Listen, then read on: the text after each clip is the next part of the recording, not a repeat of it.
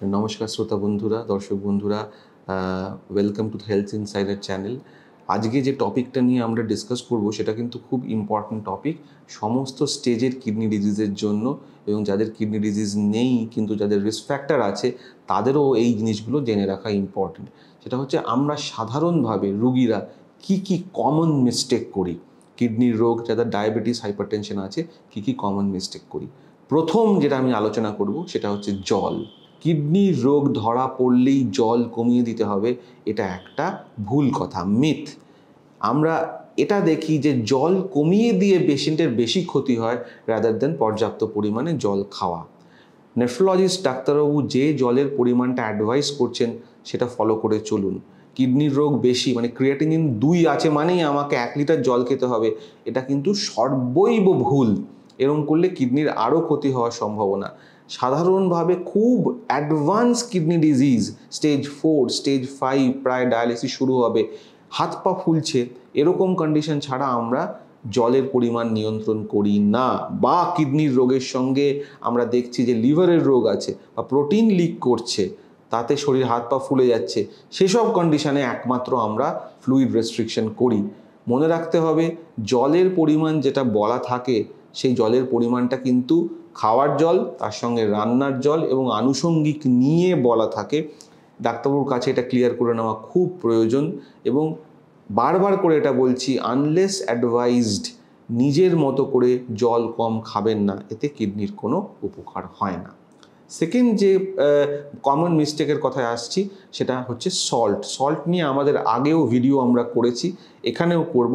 Salt restriction সাধারণতভাবে আমরা 4 gram salt, 2 gram sodium, that is equivalent to 4 gram salt, 4 gram salt আমরা সারাদিনে রান্নায় ব্যবহার করতে বলি। এটা আপনি যিনি রান্না করছেন তারা এই 1 গ্রামের চামচ কিনতে পাওয়া যায়, সেই 1 গ্রামের চামচ কেনা, অথবা একটা কিচেন ওয়েইং স্কেল পাওয়া যায়, ছোট্ট একটা দাঁড়িপাল্লার মতো, ইলেকট্রনিক দাঁড়িপাল্লার মতো যন্ত্র, যাতে 1 গ্রামও ওজন করা যায়, সেরকম করে দিনে 4 গ্রাম সল্ট ব্যবহার করা যায়। অথবা যেটা আপনারা করতে পারেন যে পুরো রান্নাটা সল্ট ছাড়া রান্নার সঙ্গে 4 গ্রাম সল্ট সকাল দুপুর বিকেল 1 গ্রাম 1 গ্রাম করে মিলিয়ে নিয়েও খেতে পারেন। আমি আগের ভিডিওতেও বলেছি আপনাদের যে সল্ট কিন্তু স্পেশাল সল্ট একদম খাবেন না, স্পেশাল সল্ট খেলে কিন্তু পটাশিয়াম বৃদ্ধি হতে পারে। সাধারণ আয়োডাইজ যে সল্ট বাজারে পাওয়া যায় সেই সল্টগুলোই ব্যবহার আপনারা করবেন। একটা কথা বলা খুব দরকার যে পেশেন্টরা যেমন জল রেস্ট্রিক্ট করে ফেলেন উইদাউট প্রেসক্রিপশন, তেমন অনেকেই মনে করেন যে কিডনির রোগ হয়েছে আমি নুন খাবো না, একদম টোটালি নুন খাওয়া বন্ধ করে দেন, এটা একটা বড় মিস্টেক। এক্ষেত্রে শরীরে নুনের ভাগ কমে একটা সিরিয়াস রোগ হয় যার নাম হাইপোনেট্রিমিয়া, পেশেন্ট অজ্ঞান হয়ে যান, বমি হয়, হেঁচকি হয়, এবং অনেক সময় দেখা যায় যে পেশেন্টকে খিঁচুনি হচ্ছে এবং হাসপাতালে আইসিইউতে ভর্তি করতে হবে। সুতরাং যতটুকু রেকমেন্ডেড ততটুকুই সল্ট খাবেন। 3 নম্বর যে প্রশ্ন সেটা আমরা আসি, সেটা হচ্ছে যে ব্লাড প্রেশারের ওষুধ। এমন নয় যে ডাক্তারবাবু যে ওষুধটা দিয়েছেন সেটাকে আমার ব্লাড প্রেশার নর্মাল হয়ে গেছে বলে ওষুধটা বন্ধ করে দিলাম এবং ব্লাড প্রেশার আমি 3 মাসে একবার চেক করি, এটা একেবারেই ভুল। ওষুধ খেয়ে যদি কন্ট্রোলে থাকে ব্লাড প্রেশার, সেই ওষুধটা কন্টিনিউ করতে হবে। এবং যারা কিডনি ডিজিজে ভুগছেন তাদের প্রতি সপ্তাহে একবার করে ব্লাড প্রেশার দেখাটা খুব আবশ্যক। বিভিন্ন সময় দেখবেন, তাতে বোঝা যাবে যে বিভিন্ন সময় ব্লাড প্রেশারটা ডায়ানাল ভ্যারিয়েশন হচ্ছে কিনা, কন্ট্রোলে থাকছে কিনা। যদি না থাকে ডাক্তারবাবুর সঙ্গে ভিজিট করে বলুন, তাতে ওষুধগুলোকে অ্যাডজাস্ট করে দেওয়া যায়। এবং অবশ্যই ডাক্তারবাবুর চেম্বারে আসার আগে ব্লাড প্রেশারের ওষুধ খেয়ে আসবেন। অনেকেই ওষুধ ভুলে যান, সেক্ষেত্রে চেম্বারে এসে আমরা অনেক হাই ব্লাড প্রেশার পাই, তখন অনেক ক্ষেত্রেই কিন্তু আমাদের বাধ্য হয়ে ব্লাড প্রেশারের ওষুধ বাড়িয়ে দিতে হয়।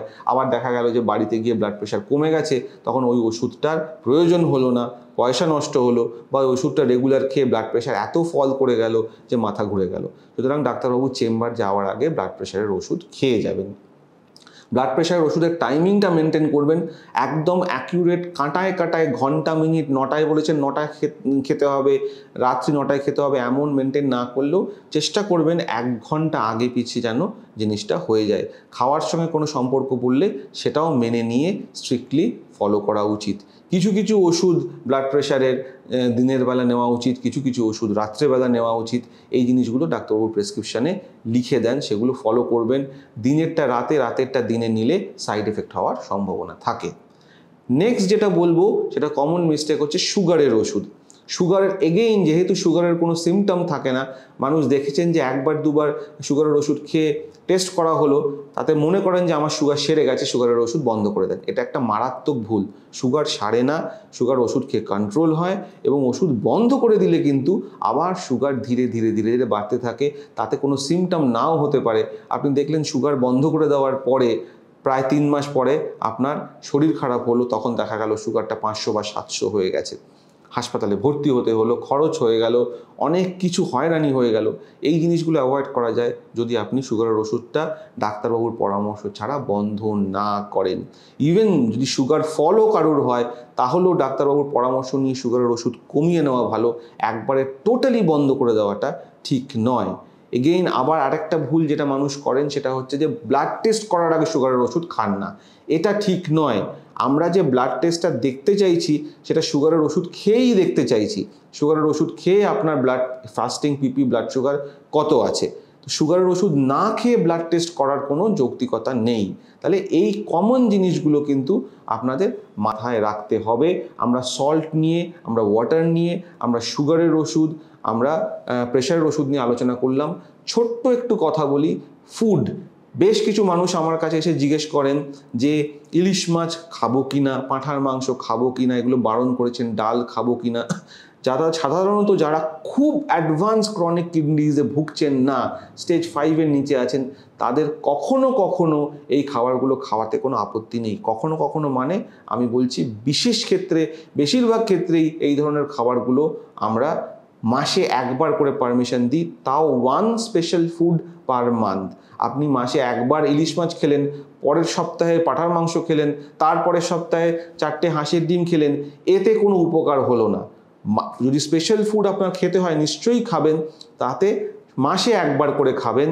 ডাল খাওয়া নিয়ে মানুষ সবাই জিজ্ঞেস করেন আমরা কি ডাল খাবো? যদি পটাশিয়াম নর্মাল থাকে মোটামুটি, তাহলে যতটুকু ডাল, সামান্য পরিমাণে ডাল আমরা খাই, সেটা সপ্তাহে 2-3 দিন খেতে কোনো আপত্তি নেই। নমস্কার, আজকে এই পর্যন্তই, আবার দেখা হবে।